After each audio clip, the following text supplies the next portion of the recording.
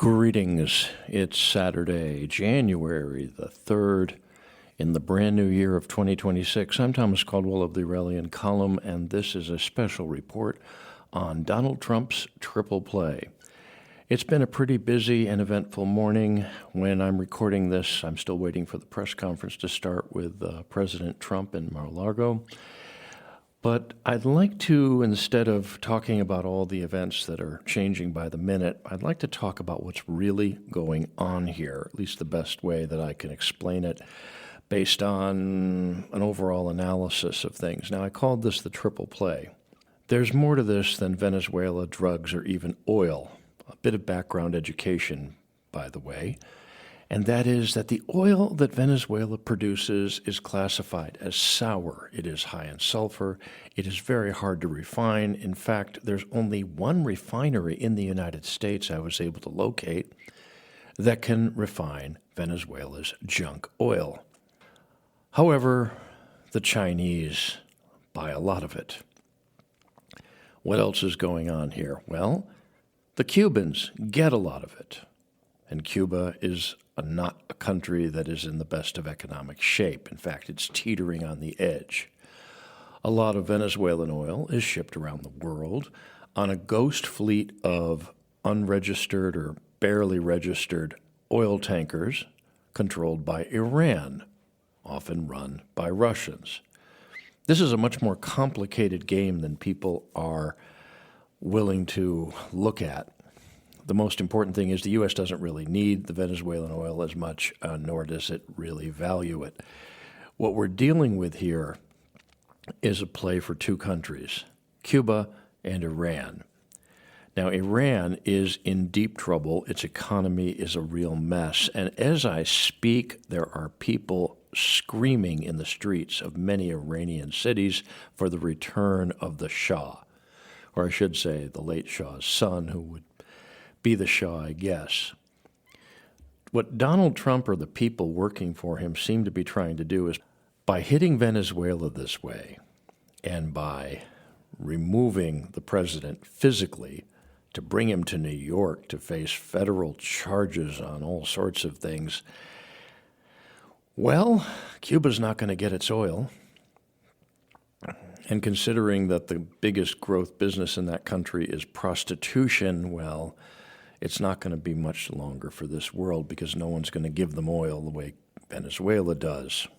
Venezuelans are very happy this is going on. Now, here in the United States, we have a lot of people from a lot of countries. Has anyone ever met anybody from Venezuela who fled that hellhole that was run by the communists for so long? If you can even call them communists, they don't have much to commune these days. But they are very, very, very angry, and they want blood. They want to return to their country and hang people. Go to gun ranges, where people practice with rifles and pistols in the United States, especially around the Beltway area, a lot of Venezuelans, and they are not ever going to be slaves again. Same thing with Cubans. Considering we have a Secretary of State whose parents were born in pre-Castro Cuba, well, the Cuban-American population has quite a bit of political clout, and they're just itching to get their island back. An island that could be loaded with all sorts of resorts and businesses and recreational facilities only 90 miles off of American shores. Oh, and I'm sure banking would probably make a big comeback there as well. No, what's going on here is not just a simple, let's get the drug dealer. It is a major play that is going to impact China, Iran in a big way. Iran has been doing a lot of things with Venezuela lately, and especially Cuba. The Chinese are very upset. They didn't expect this to happen, apparently. They do get a lot of that crappy oil from Venezuela. Again, if Venezuela started shipping all of its oil to the United States tomorrow, there's really no place to refine it because it's such low quality.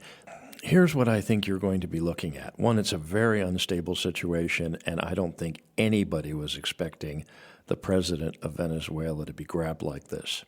least of all members of Congress. Now, of course, we're going to be seeing all sorts of people with Trump derangement syndrome really, really upset about this. But you know what? Americans love victories. They really do. A vast majority of Americans are going to look at this and do a high five and say, yeah. It doesn't matter if it was politically smart or not. That remains to be seen. But what we're looking at here is a major shift designed to take down three countries, Venezuela, Iran, and especially Cuba. No one's talking about Cuba right now, but Cuba is as much a part of this as anything. Mark my words on that. Now, I also want people to start looking at what's going on in Iran. That's not being covered at all by the so-called journalists and the so-called mainstream media. I have good sources in that community, and they're filling me in on all sorts of fun things. Of course, last time this happened, Biden was president, and, not much happened then, of course. But Trump is wanting to see Iran overthrown and replaced with a very pro-United States and pro-Israeli government. The Israelis have a big hand in what's going on in Iran right now, of course. But the Iranian people are fed up, they're tired, they're angry, they're hungry, they're poor, and they are a very proud and powerful ethnicity. They're one of the oldest civilizations on Earth, and they aren't that because they were stupid. So they're going to be, we're going to be seeing a lot of things change. I didn't think it would happen this quickly in 2026, but over the next few days, indeed the next few hours, you're going to see major realignment of how things are working in this world. Oh, by the way, the Russians are dropping drones left and right on Ukraine. Guess who manufactures them? Iran. It'll be interesting to see what happens if Russia loses one of its major sources of drones. This is not a cut and dry one-shot operation, people. This is four-dimensional political chess, and it's being played by some very interesting people who we probably don't know, and they're not Donald Trump. There's a lot going on here. Mark my words. That's it for today, or at least for now. If you appreciate my work, please like, subscribe, and share. Share with your friends and share with your enemies, and hope they're not allied with the bad guys out there that we're seeing blown up this morning. I can be reached at feedback@aureliancolumn.com. That's feedback@aureliancolumn.com. I'm up on X. My handle there is MICCAMPEN. That's MICCAMPEN. This podcast originates at Substack. My handle there is aureliancolumn.substack.com. Until we meet again, be good, be safe, be vigilant, and remember, Clown World, the deep state, and all the bad guys out there who treat their populations like garbage and dirt must be destroyed. Good day.